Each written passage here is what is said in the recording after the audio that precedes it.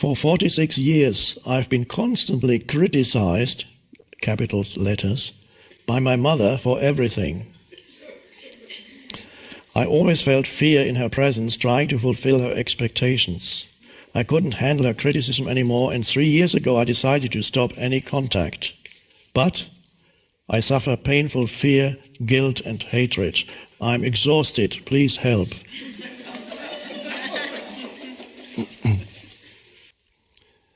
Yes, so you've gone from one unpleasantness into another kind of unpleasantness.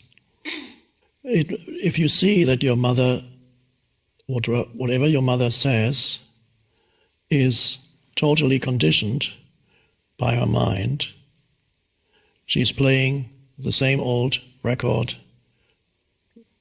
CD. It's not records anymore, but nowadays, what do you play? The old download? Or what? Yeah.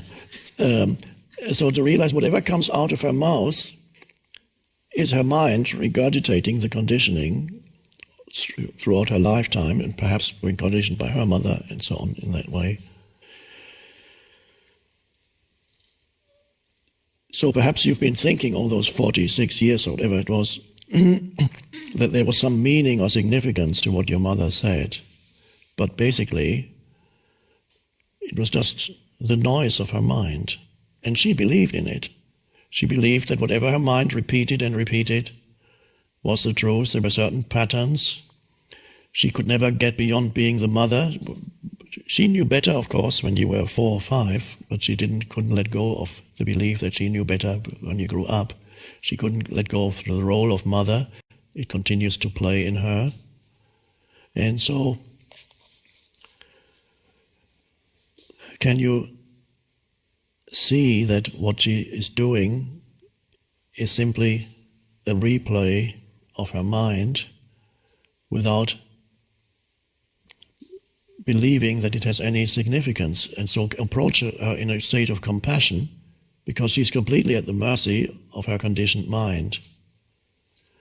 And you don't have to buy into what she says, because, of course, many people think, I need my parents to understand me, I want my mother to understand me, and they feel very unhappy if they're not being understood. And it may be beyond the capability of your mother to understand you. And it certainly is beyond the present capability of your mother to understand you. So she is limited.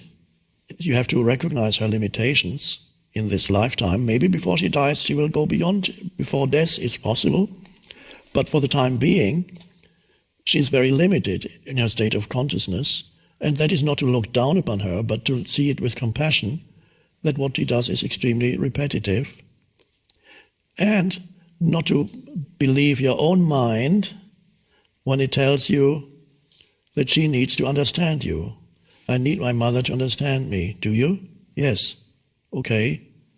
What happens if your mother's understood you? The mother says, now I really understand you, how you live. Oh, thank you. And now what? It's just another same present moment. Or before the mother says, what you do is all wrong, you shouldn't have done this, why didn't you do that? Okay. Same thing. It really makes no difference whether she understands you or doesn't understand you, except that your mind is telling you that it does make a difference.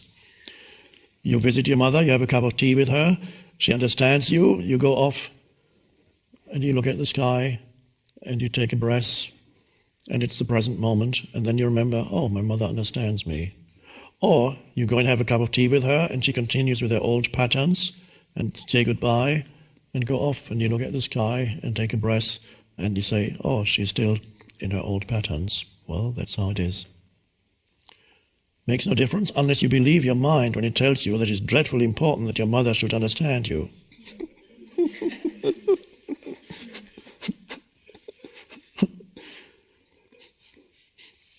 And that happens when you believe every thought that comes into your head.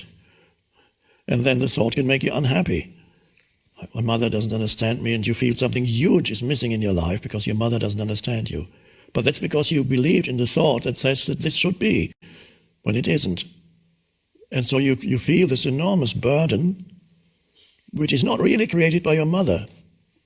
It's created by your own mind. So your mother is not to blame.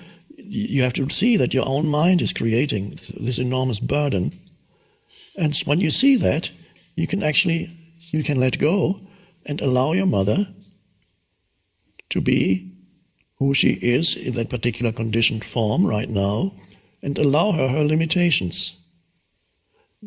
I had a similar experience with my mother, although not as extreme as your experience probably. My mother did not continuously criticize me, but she made it very clear that she was unhappy with the choices I made in life. And sometimes she implied it. She said, "Oh, well, you could have done so much, couldn't you?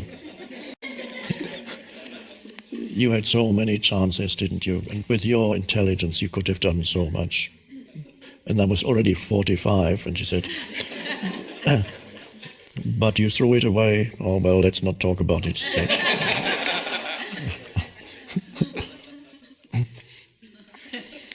And so allowing her limitations, well, not, as I said, not looking down on her and say, "You are so limited," but compassionately allowing her. That's her mind, her mental conditioning. She thinks in terms of a man needs a career, he needs to make money, he needs to get married and have children, and he needs to show that he's successful and all those things. And that didn't happen with her son, and she wasn't happy about that. So she couldn't go beyond the conditioning of her mind, because that was conditioned by the particular culture she grew up in. And I could see that, and it was fine. Now, a little earlier we talked about likes and dislikes. I had love for my mother because I could, occasionally one could actually glimpse beyond her conditioned mind, and occasionally you could see her being shining through her eyes when she stopped talking. And and that was just wonderful to see that aliveness in her eyes and the beingness in her. And even when she was talking, I could still sense it in the background, so I didn't have to react to her words. I can allow the words to pass through me like some sound of leaves in the wind, without any particular meaning or significance, and that was fine. And yet, talking about likes and dislikes, I didn't like staying with her for more than a few days, because it got too much. Although I loved her, my preference was, after 5 or 6 days, to say, "Okay, I have to go now." And she got used to that, and it was fine. I would come once a year, sometimes twice a year, and visit for a few days. And that was surrender to that. My choice was not to say, "Okay, I'm going to now spend 3 months at my mum's place." But if that had been inevitable, if I had been forced for some external reasons to do that, it would have been fine too. I would have surrendered to it. But a few days was usually fine, was enough. As you know, Ram Dass tells you that as the great test whether you're enlightened, if you think you're enlightened, spend 2 weeks with your parents. And that's the test.